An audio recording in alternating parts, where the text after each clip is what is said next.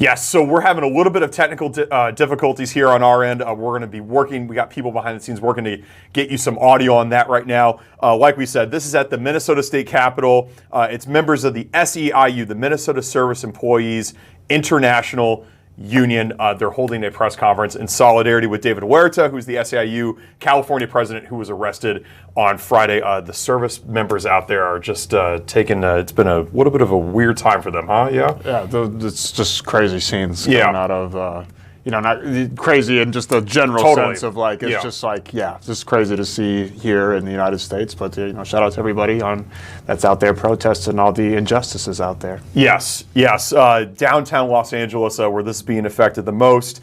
We've seen Waymos on fire. We've seen police cars get hit with riots. It's a real dire situation, and the people here in Minnesota are speaking up and making their voice heard. So like I said, we're working on getting some audio for that press conference right now. Paul, do you know if there's audio yet on that? And if not, maybe we can. We're still working on that right now. We'll be taking you out to that. But you know what? In the meantime, let's get to a headline that yes, Paul. I was just going to jump in. I'm not entirely sure why that's sort of feedbacking there. Anyway, there we go. This is all fun. Wait, let's just take a break and we'll be right back. Sounds good.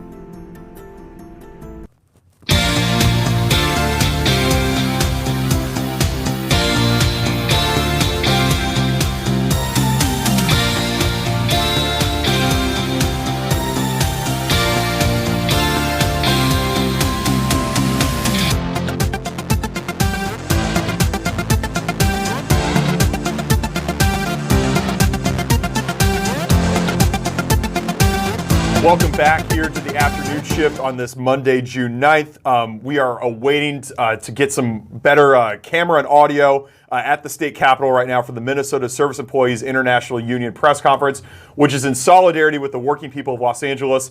And speaking of Los Angeles, we do have live pictures right now from downtown Los Angeles to bring you where protests are beginning again in the city. You can see there that looks like a police line with some protesters that are kind of coming up close. Yeah, but this is Double D also, and it got the floats and everything on it.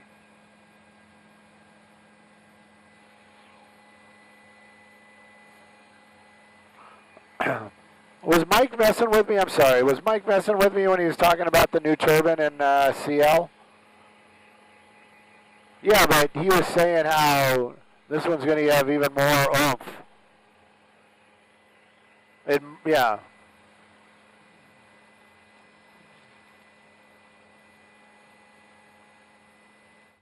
So as you can see, there's some more unrest that's growing right now in the City of Angels.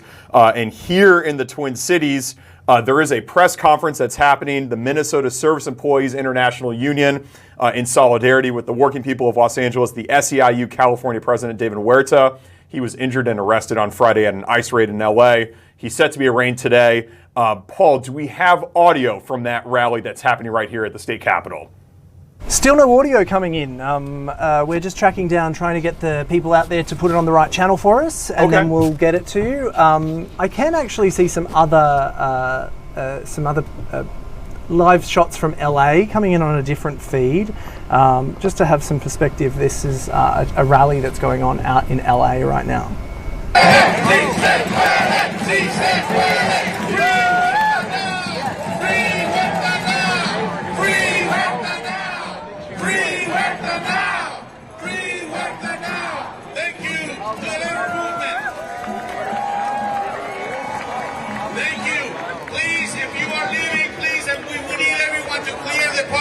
And exit towards Grand and do it in an organized and peaceful way. Please use the sidewalks.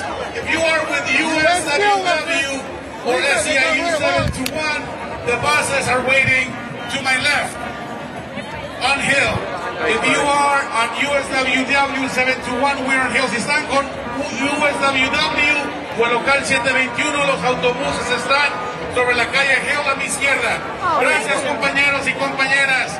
Buenas tardes. Por favor de recoger su basura. Si hay basura, please pick up after yourself. If there's any trash, please pick it up after yourself. Your boss is setting me. There you go. I'm not strong enough. No, you're doing it the wrong direction. Are we going to be... So as you can see, you know, there's lots of energy and lots of upset out there at the moment of it. I've actually also seen pop up on here too. There is actually some live shots coming in from San Francisco. So this is happening all around the country, these protests, these rallies. We're hoping to be able to get you the stuff with the Minnesota perspective as soon as we can. We just need someone to flip it from one channel to another channel, and we'll be able to go. We've got live shots. We just can't hear what they're saying. So you know, there's a lot going on. I think we're close to having it fixed. I think that's what I'm being told. So for the time being, we're just going to take another break, and we'll be back hopefully with some live audio coming from this rally that's taking place on the steps of the state capitol.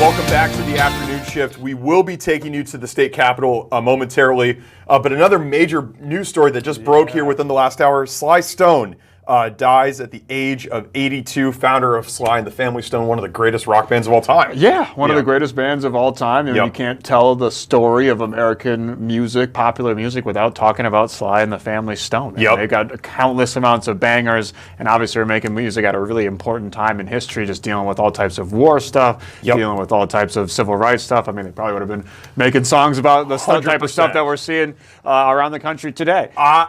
Everyday People was the name of one of their songs. Everyday People, yeah, You Caught Me Smiling. I mean, they got a million, obviously, you know, like Family Affair. They have a million, like, just really notable, timeless classics. And, you know, it's always tragic when someone passes, no matter how old they get. But you gotta, if you consider all the things that Sly Stone has gone through in his life and all the things he's put into his body and the way that he lived his life, 82 is an absolute miracle. Remarkable. Remarkable. It's like being 800. I mean, I think if you would have asked people back in the 60s and 70s if you thought Sly would live to be 82, they'd have told you you're on the same stuff that Sly is on. So it's a modern day miracle for him to make it this far. Obviously, it's still tragic, though, and one of the great musicians and musical minds in American history. Totally. My favorite Sly Stone, Hot Fun in Summertime, released in 1969, just a few weeks, I was just reading, a few weeks before they performed at Woodstock, which I didn't even know that they performed at Woodstock, and that kind of led to that was like a huge break for them and a deal for them and everything. And they were making the funk sound, the signature funk sound before that was even a thing. I mean, they were making it in the 60s. We all kind of think of the 70s as the funk George era. Clinton, they were making that funk sound, the proto-funk sound in the 60s. So it's incredible, man. They were way ahead of their time in multiple ways, and it's super sad to see Sly go. But I'm sure he's going to have a jammin'-ass concert wherever he's at. No doubt. And I do think about it in the context of the images that we're seeing from Los Angeles and the things that are going on with that song, Everyday People. I mean, it's a lot of what that song talks about is about what's going on today. Exactly. So a lot of that music, years later, unfortunately, is just as relevant as it was then as it is today. You know, no doubt. So it's unfortunate, but you have to believe that he would be making songs about the times that we're living in right now. For sure. And LA obviously played a huge part in his career as well. Yes, it did. So rest in peace, Sly Stone, dead at the age of 82, just passed away a short while ago. We're thinking about him and we're thinking about his music today. An incredible documentary made about the whole Sly and the Family Stone, specifically him by Questlove. Just made recently, within the last year, made a whole, I think it's like 3 hours long, like a super deep dive into Sly's life and just musical genius and musical mind, and it was incredibly enlightening. And just you don't realize how much he was contributing to different things that he may not have sung on, but he's playing the guitar in the background, or he introduced this guy to this guy. And he played a really key role in just throughout American music history. So it's incredible. Totally. Sly Stone, we're thinking about it. Max mentioned it literally just a few minutes before our show came on the air, and the story just broke. So it really is a life well lived, Sly Stone. While we wait for this press event, let's get into some more headlines here. Let's take it to New York. We're going to talk about another musical artist. Prince had a big role in the Tony Awards because the playwright who's going to be writing Purple Rain, which is going to be debuting here in Minneapolis this fall before going to Broadway, Brandon Jacob Jenkins. He won the Best Play Award for his playwright in Purpose last night at the Tony Awards. So huge night for him. Right. Great night for Minnesota. Minnesota guy. Heck yeah. The production house Stone Arch Theatricals, which is based in Minneapolis. They took home 4 Tonys yesterday. Let's go, y'all. You saw a play recently, Golden Girls, right? I did. Yeah. I saw the Golden Girls play. It was incredible. I think it's like a touring kind of thing, but it was incredible. I also got to see the Sailor Moon musical, which was absolutely awesome. Now that I have a little bit more, disposable income, I don't know what just happened there. Maybe the ghost of playwrights past. Yeah, Shakespeare came in for a second and said, "Hey, what's up? Y'all was talking about plays?" Right. So now I got a little bit more disposable income. You can go enjoy stuff like that. So it's always fun in Minnesota. has an amazing theatrical scene. Yes. All the way from like, you know, the school level to the professional level. It's incredible. There's so much range throughout here. So that's awesome and well deserved. And you know what? I think they're nominated for a Frony. They can be the first people nominated for a Frony. I'll add them to the list. Let's go. Brandon Jacob Jenkins, you are nominated for a Frony in addition BJJ, my guy. You're the first Frony Award winner. Congratulations, brother. In addition to winning a Tony Award last night, congratulations, BJJ. Minneapolis, great theater scene. I have a terrible admission to make. I lived in New York for 10 years. I went to zero. You never went to Broadway? Zero Broadway. That's crazy, man. It's not your thing. My cousin is an actor. You seem like, no offense, you seem like a Hamilton guy. You know what? My parents love Hamilton. My mom loves Hamilton. I've heard a lot of. Didn't the whole Hamilton the original cast? I think they were there. Yeah, Anthony Ramos last and all night those guys, because it was a 10-year anniversary and all of that. Crazy that it's been 10 which years. is crazy. Yeah, I remember when that was like the ticket, the thing ever. Yeah. You know, not my thing. You ever seen Hamilton? No. Yeah. When I first heard. Obviously, it made this giant wave. Yeah. And I'm sorry. Respect to everybody that's out there. You know, it's done amazing things for just like, you know, black and brown people in the theater scene. Lots of black and brown. And it's not just the people on the stage. It's the stage hands, the playwrights, the makeup artists, all that. It's done wonders. I will not deny that. But when I first heard what the plot of this was, I thought it was a Key and Peele sketch. Oh. Isn't it just a reenactment of brothers pretending to be founding fathers in powdered wigs rapping? Right. Rapping slave masters? It worked. It worked. It did work. That don't mean it's good. It worked. Ted Bundy, he worked. That's fair. That doesn't mean it's good. That's fair. And I'm not trying to compare Hamilton to a serial killer, but it's not my cup of tea. I think there's two minds of it. Yeah. And it did wonders. And you know, it's launched a lot of people's careers. It has. Hats off to them. That's Lin-Manuel Miranda. You also wrote In the Heights. Yeah. And, all these other things. Wrote one of the worst songs I've ever heard in my entire life. That was in the Little Mermaid movie. It's one of the original songs of the new one. It's the legitimately like bottom 5 song I've ever heard in my life. Shout out to Lin-Manuel Miranda, but not nominated for a not nominated for a Frony. Gramax. No, yes, not nominated for a Gramax, a Frosker, Yeah. or a Frony. Yeah. But you know, it's just not my thing. Yeah. You know, black dudes cosplaying as founding fathers and rapping slave owners. That's just you know, I'm good on that, but I'm glad everybody else enjoys it. There you go. There you go. Shout out to everybody that won a Tony Award last night, especially those affiliated with the Stone Arch Theatricals, which is based here in Minneapolis, and they had a great day at the Tonys. Hello, Paul. How are you? Hello. Well, I just wanted to jump in actually on this story. The press conference that we were hoping to go to is actually over, so that's behind us now. We move forward. Yep. But I just wanted to jump in on obviously the Tonys being the biggest night in Broadway, but Broadway's highest grossing season was actually just last year, 2024 to 2025. The season it saw $1.89 billion in revenue this year. Wow, people are into the plays. They like going to the deals. 14.7 million attendees this last season. What was the last play you saw, Paul? The last play I went and saw The Lion King on Broadway. Classic. Yeah, Nice. that's a classic. It's hard to pass it. Yeah, I really want to go see Wicked on Broadway. I haven't seen the movie. I've seen it in the seat back on the Delta plane. I see the Wicked all the time. Everybody's watching it. I just can't. Had to drop the Delta part. Right. Just had to flex on us. No, real quick. is that a flex? That's a flex. It is? You could have just sat on the seat. You guys just sat on the plane, but you're like on the. What? I didn't realize Delta was a flex, especially here. It's the cheapest flight out of Minneapolis.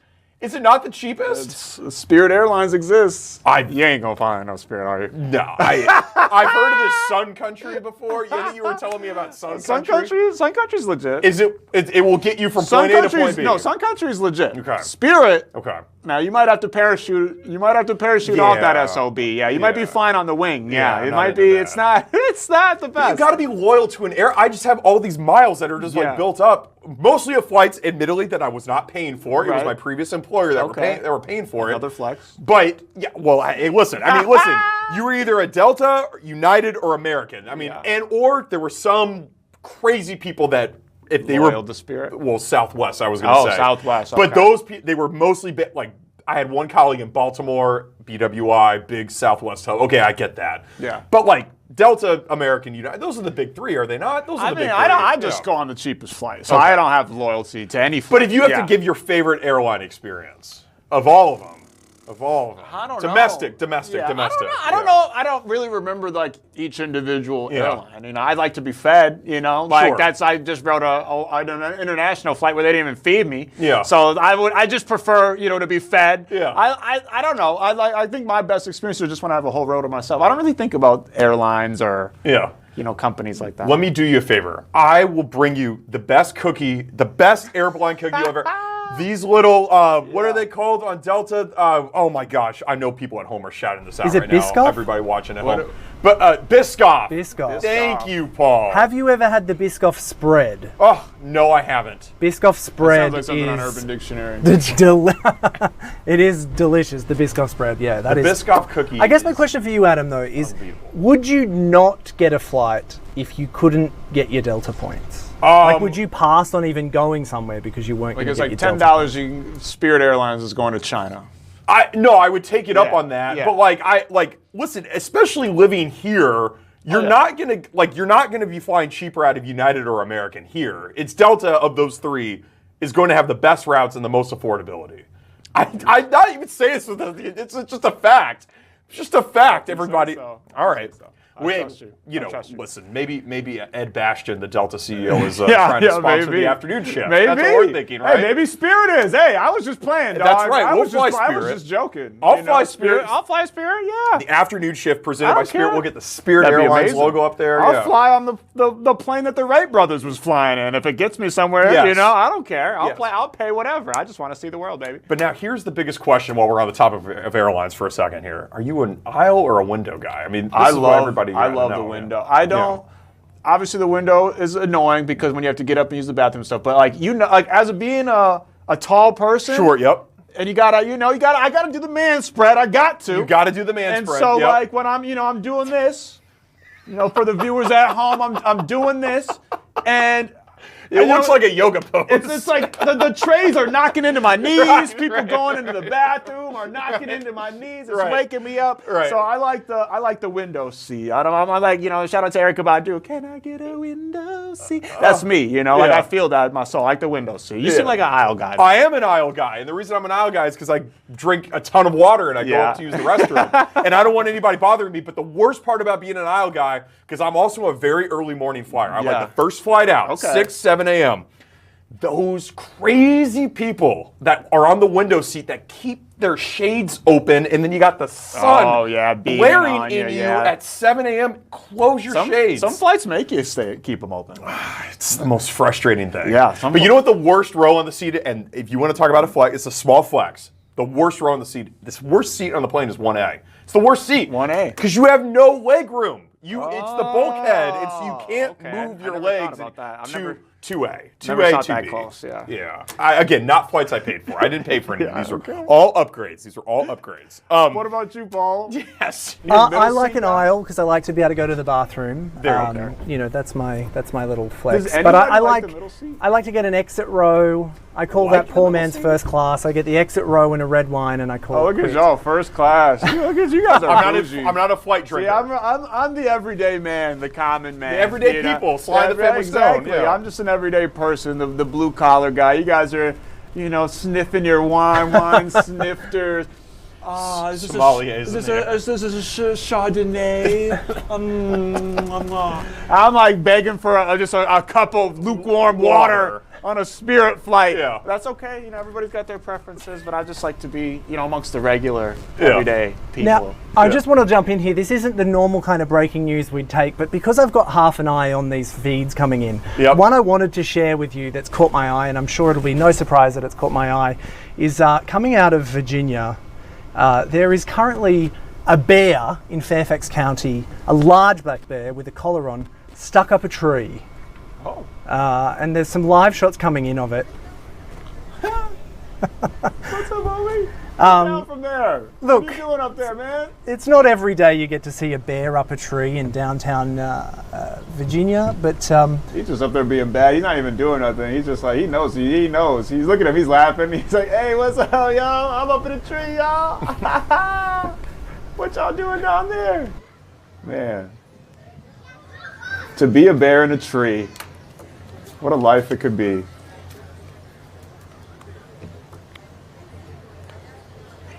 There you have a bear in a tree in Virginia.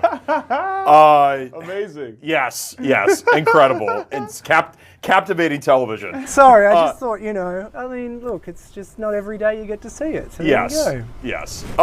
Hey, look, speaking of the window and aisle seat, there was a recent study that came out about annoyances, everyday annoyances for people. Yeah.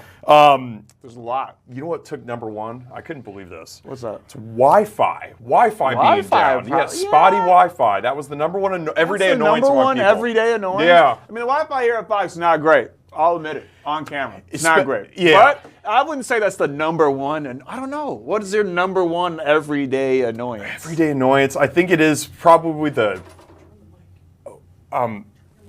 It's, yeah. Oh. Yeah. Okay. Yeah. Probably. I would probably say the Wi-Fi is probably my number one everyday annoyance. I got some other ones. Yeah. What are some of your other ones? Yeah. Well, I won't say it on the camera. Oh yeah. Yeah, I got some other ones though, but I think people like chewing too loud. Yeah. The loud chewing, noises. Yeah, the chewing too loud, just with your mouth. For someone that works in radio and loves audio and then the magic of audio, I'm not an ASMR kind of person. Yep. So like the little when you could just like isolate it. Like I'm 100% with you. I find that really awful. That sort of noises that people just the like, noises and people just.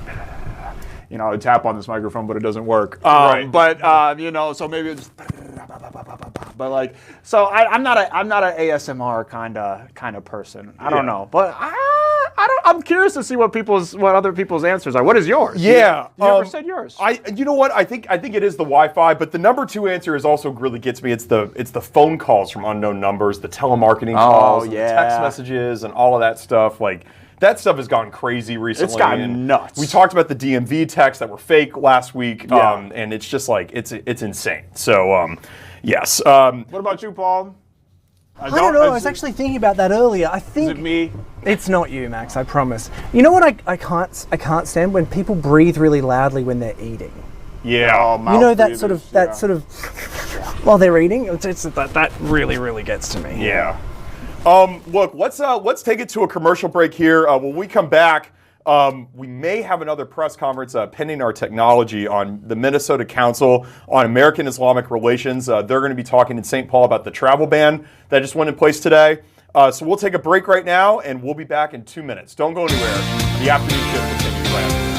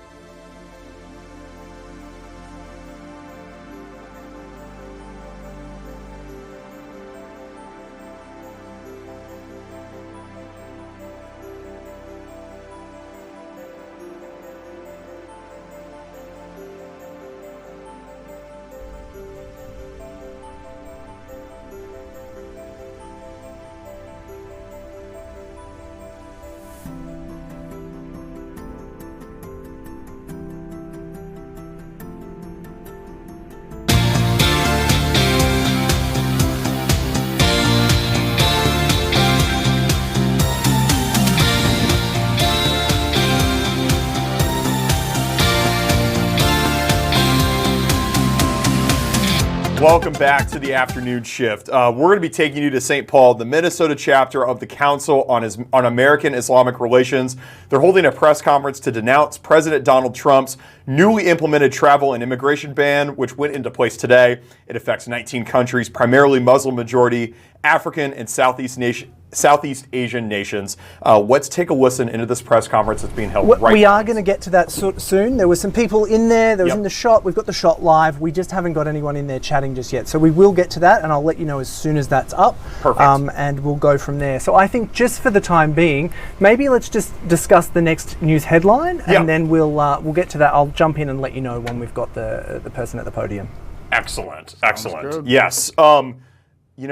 We always look at the on this date calendars and whatever. On this date, 235 years ago, June 9th, 1790. Okay. The first copyright was registered in the United States. The first one ever. First copyright ever? Yes. So you've registered, or you're going to register, the fro, the Fronies, the Frosters, all of that. Because every time I come on here, sometimes I reuse some of my maxims because they haven't been trademarked yet. Yeah. I visit, they know me at the trademark. I'm like the norm of the trademark office. They're like, another one, and I'm like, for Obi-Wan Kenobi, I'm back. So I get it. But the first trademark ever, what was it for? The first one, it was done by John Barry. He registered the Philadelphia Spelling Book. Oh, that's what it was. He was the Philadelphia Spelling Book. He was in charge of the Free School of the Protestant Episcopal Church in Philadelphia.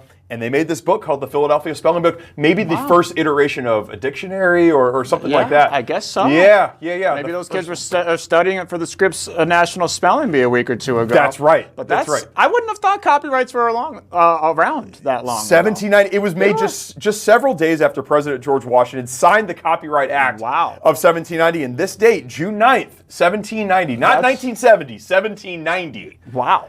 235 years ago. That's incredible. Because that wouldn't have even been on my mind. In that day and age. Have you thought about copyrighting some of these, I might have to. But I don't think anybody else is going to steal. They're very specific. The max names are specific. The fro names are pretty specific. So if somebody steals, you can't just be like some random guy, that's got like a shaggy bowl cut hairdo and calling yourself, Felonious Monk. That doesn't work. That doesn't work. It only really works for me. So I don't think I need to. That's right. But maybe I should. Maybe I should call up a lawyer or something real quick. Yes, and get on that, because there are hundreds of thousands, if not millions, of copyrights that have been already been put in there. I'm sure. What about you? Have you ever had an idea that you're like, this should go to the copyright office? Like a brilliant idea for like a product or anything like that? I haven't had anything quite like that, I don't think. Not just like a light bulb moment. No. What about you, Paul? Have you ever trademarked something? Yeah. I haven't, but I'm always really jealous of the people that come up with something just so simple. Yeah. That you're just like, I should have thought of that. Why did I not think of that? Right. And now they just sit pretty for the rest of their lives. They've got billions of dollars rolling in. You know what the crazy thing I always think about is right now there's an idea that's out there, and it's going to be invented, and in about 10 years or less, we're all going to know about it. It's going to probably be pretty commonplace. It hasn't been thought of yet. But it's out there. And everybody will be using it. It'll be widely accepted. Exactly. Yeah. Who's to say if you and I, if we locked ourselves in a room for 5 days, just consecutively, and just brainstormed the whole time, we could come up with that idea. We could probably come up with something. In theory, you'd probably be the only one. I probably would annoy you so bad that you'd probably murder me. So you'd have to come out with the idea. You'd have to come out with the idea. But I think we could come up with something. Yeah. Maybe we should try to pull together and come up with some brainstorm. Come up with the idea. Yeah. And not that we don't like doing the afternoon shift. Right. Just strike it big. We could just do this as a more fun thing. Or maybe if we have a tip for one of our viewers, and you could hit us up on KMSP afternoon shift at fox.com. If you have any ideas that are out there and you want us just to basically take your idea. Take your idea and maybe bring it to the next level. Hit us up. Yeah. We'd love to know about it. Like Shark Tanks. Like, we're not really like sharks. That's right. More like a goldfish tank. Yeah. Or I guess we kind of be like the fish that hang out on the side and go and steal the poop, Yes. Because that's kind of what we're doing. We're just stealing people's ideas. Bad ideas that they don't want. So we're kind of like that. We'd be like poop? Exactly. Yeah. Yeah. I mean, these microphones are these are one of our ideas, right? Yeah. They look good. We love them. I love the look of them. Yes. I love the look of them. Yes. Yeah. Yes.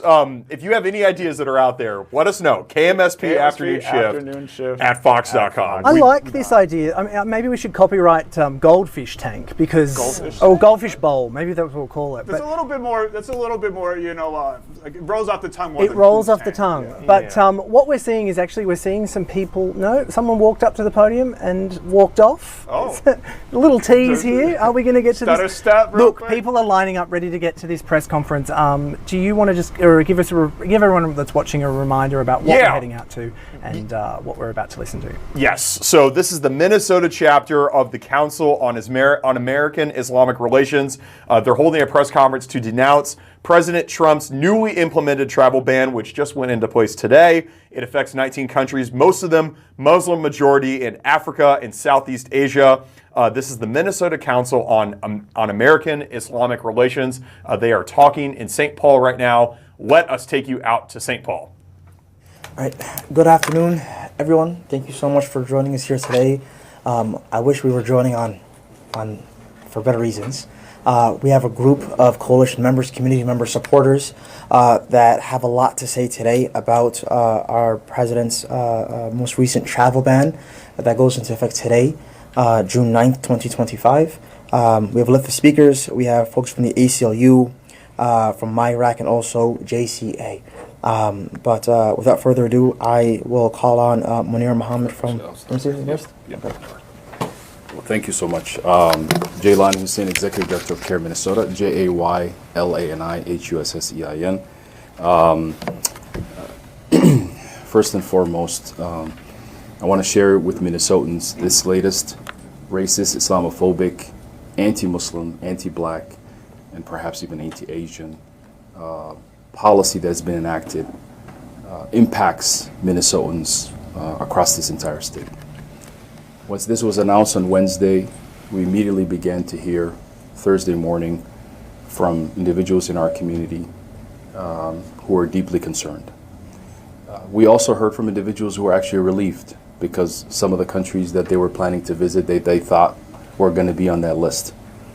However, what we have seen in this policy is a continuation and expansion of the previous Muslim and African ban.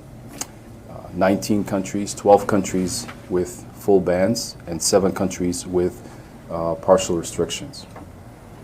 One of the most important things that we want to identify today is the fact that this policy significantly impacts Minnesotans. Of all those 19 countries, Minnesota is overwhelmingly represented.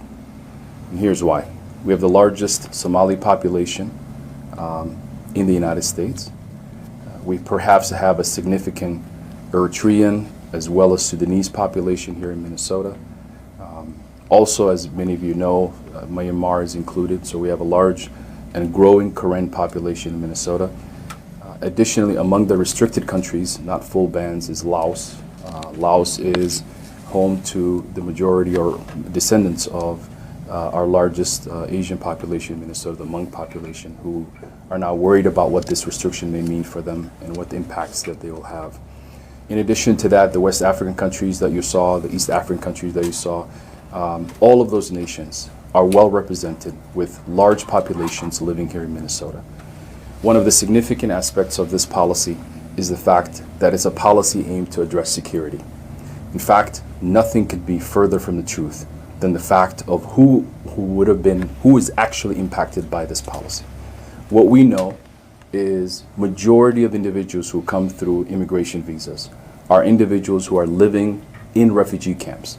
Many of them living in those refugee camps for over 20 to 25 years, meaning that their entire history for the last 20 years is well known, well documented, well supervised by the United Nations.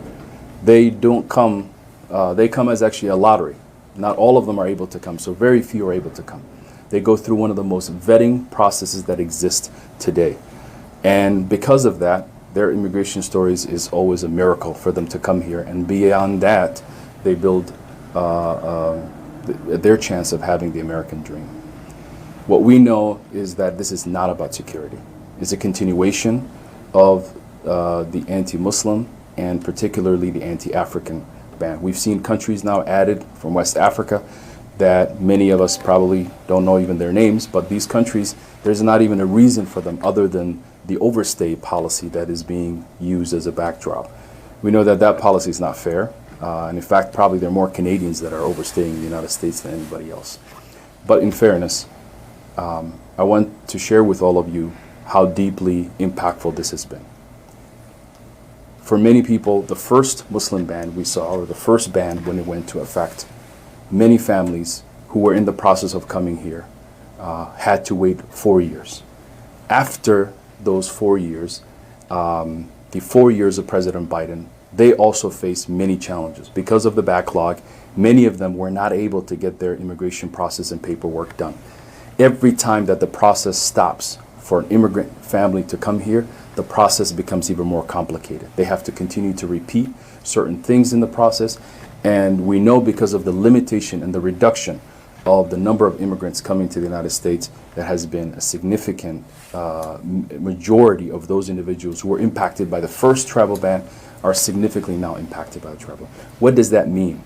That means a son unable to see his mother, a father unable to see his son, and a father unable to bring his own child to the United States. This is about family separation. And family separation at where? Even when we say the most legal way to enter the United States, which is the immigration process. This impact and this ban is racist, it's Islamophobic, it is hurtful, it separates families, it does not make us safer. And in fact, that is what we're asking for our community leaders across the state of Minnesota, our elected officials, and neighbors to talk to each other, most importantly, to condemn this ban. We know that the Supreme Court, at this current junction, has not been a friend to the impacted families and communities, but we are not going to give up. We are going to continue to do everything in our capacity to share the truth about the impact of this policy. That on its face value, it is not only flawed, it is a lie to the American people. It is a lie about what the policy will do, because the policy will actually not keep us any safer. Because the individuals that would have come through this immigration process are perhaps individuals who have been the most vetted by any policy or any procedure. We are also asking our faith leaders, our community leaders, to look around. One of the most interesting things in this past weekends, many families are going to see their children graduate from high school or college. And in those graduations, they see their classmates. And Minnesota has become a lot more diverse. You're seeing people waving different flags, speaking different languages, but celebrating together the accomplishments of what their children are able to do. Imagine now, in that audience, not being able to have your father see you graduate or walk across the line, or see your mother not being able to be there, or your brother or your cousin or your family members. This is exactly what this policy does. And we're encouraging everyone in our communities to speak up in this important time. Allyship is important. We're also asking for the continuation of the support of the No Ban Act. This is a policy on the federal level to ensure that future presidents do not do what President Trump is currently doing, using policies that are flawed, racist, and Islamophobic as a policy to be able to stop legal immigration to the United States. We already know what is happening in this country toward immigrants and undocumented individuals. We see how the policies have impacted and separated families, the fear that many people live. And finally, one of the things that we're also concerned about, and we've heard and read through early leaks, and this is why some people are relieved, is that there could potentially be other countries added. There could also be other type of challenges facing individuals with different immigration statuses. We also know that there are a lot of individuals who we have seen, students, as well as other people, individuals who are coming to the United States for business, among other things, are now considering not even coming to the United States because they're afraid that the policies of this government is unpredictable and may stop their education, may stop even their trade or business. And this impacts all of us in one way or the other. And so we're asking our neighbors to speak up. We're asking for the community to continue to speak up. We're asking for our leaders and legislators to speak up, and we're asking for individuals to support the No Ban Act. And finally, we understand our communities are frustrated. We also understand a lot of people have questions, specific questions about their immigration status. Should they travel? What is actually this means? And we'll be providing Know Your Rights presentations alongside with many of the great organizations. I know we have Immigrant Law Center Minnesota here today, but Advocates for Human Rights and other organizations that have been providing timely information to communities and families impacted by this policy and other policies as well.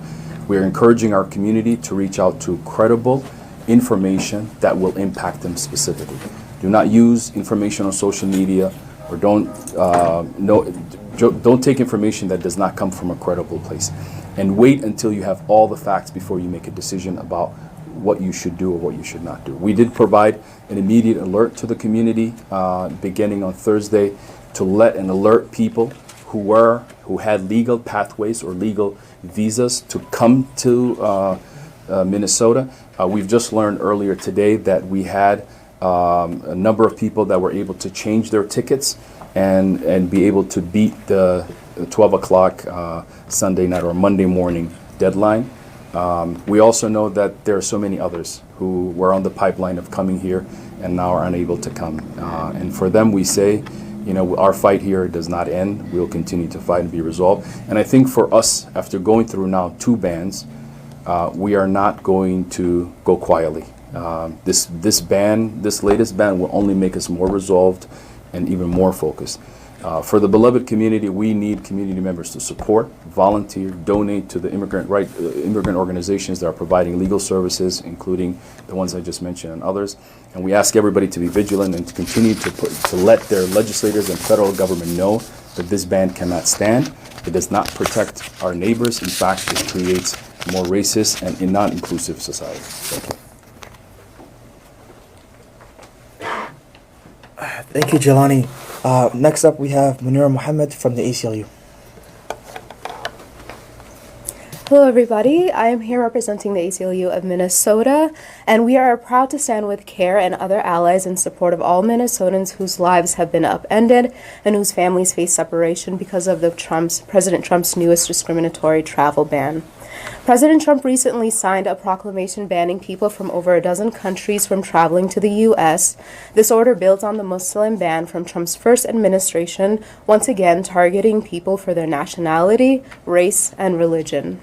And like the first time, the pretextual and false justifications being used are national security and anti-terrorism efforts. It is a grave time when the government uses national security as a blank check to secure political gains. Throughout the post-9/11 era, we've seen the erosion of civil liberties and civil rights, especially with the passage of the Patriot Act. Under the guise of fighting terrorism, those in power have given themselves unrestricted authority and freedom to trample on our constitutionally protected rights. This new travel ban claims to be neutral, but the majority of the countries targeted are in the Middle East and in Africa. The ban is carefully crafted to hide its true and evident intent, which is to discriminate based on religion, race, and nationality. The U.S. Supreme Court's prior ruling during the first Trump administration affirming a broad presidential authority to discriminate and divide people in this way was a dark moment for the rule of law. It was wrong then, and it's wrong now. From our country's founding, immigrants have been an integral part of the fabric of our community's economy and our nation's origin story.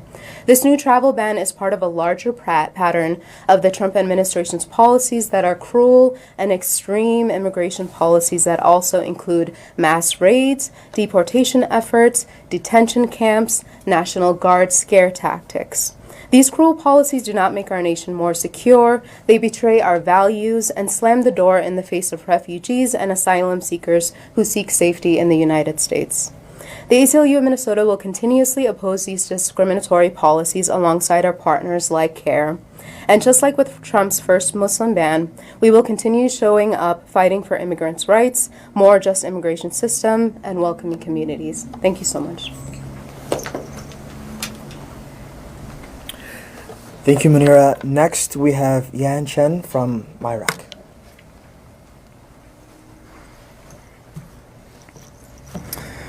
We condemn the enactment of Executive Order 14161. The travel ban places undue restrictions and barriers to the basic freedom of movement, and we call out the presidential proclamation from June 4th as blatant racist, xenophobic, and Islamophobic propaganda.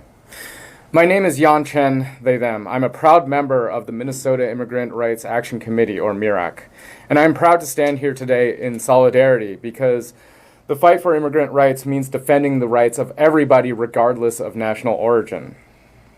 People often tout that they're willing to do anything and everything for the safety and security of their family and loved ones. But the reality is that the people who face this reality in a direct way often don't have a choice. The new order will ban entry from 12 countries, most of which are predominantly Muslim and or on the African continent, as we've heard before, and I will list them out now. Afghanistan, Chad, Congo-Brazzaville or Republic of Congo, Equatorial Guinea, Eritrea, Haiti, Iran, Libya, Myanmar, Somalia, Sudan, and Yemen. 7 additional countries face the partial entry restrictions, including Burundi, Cuba, Laos, Sierra Leone, Togo, Turkmenistan, and Venezuela. The most vulnerable populations are now being denied rights by the U.S. government after enduring systemic injustice, and to that we say shame. No one chooses where they were born, and no one should be denied respect or basic human dignity based on where they are from. Seeking asylum is an internationally recognized human right. Moving to a new country is a normal process. I've done it myself multiple times. But legalese and prohibitive hoops to jump through are a structural injustice. Denying human rights based on vague fears and unspecified threats does not keep the people of the U.S. safe. And increasing the militarization within our own country only makes everybody in more danger. Because politicians refuse to safeguard lives, and because now federal agents are actively attacking our communities, we have to be the ones to stand up, regular citizens. And we must demand our rights and demand that judges continue challenging the rulings that have previously allowed for this order to be enacted.